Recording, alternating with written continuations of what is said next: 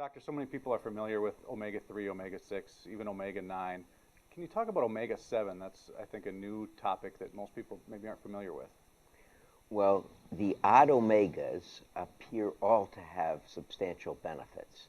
So omega-9 is extra virgin olive oil, which has substantial benefits as a cooking oil and may, in fact, suppress inflammation, especially in the joints. Omega-3, good for the brain and eyes, especially in certain forms of it, the DHA.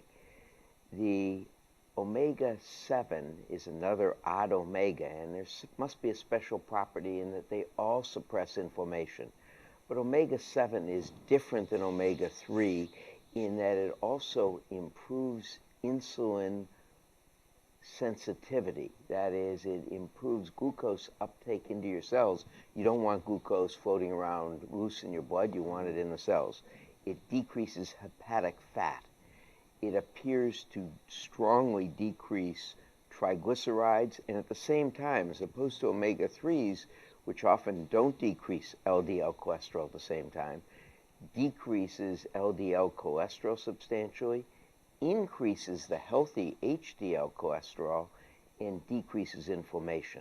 Now that's a lot of stuff to basically what it does is it decreases inflammation in your body and decreases hepatic fat accumulation, one of the causes of inflammation in the body.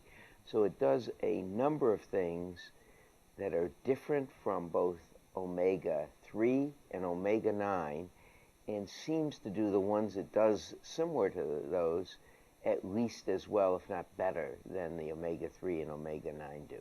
When it comes to the benefits that you mentioned, is this a relatively new discovery? Like I said, not many people have heard about the omega-7. Well, the reason it's new, the reason omega-7 is relatively new, is that all the prior ways of sourcing omega-7 were either expensive or came with the antidote. What do I mean by that? So for instance, sea buckthorn, the leading oil in it is actually one that causes inflammation. It's palmitic oil, which causes worse problems than you get with the omega-7. So you have to purify the omega-7, and that was expensive from that source. If you did it with macadamia nuts, another source, it costs about $10 a pill. Well, no one's going to study that because you're not going to have very much of a market if it costs you $10 just to make each pill.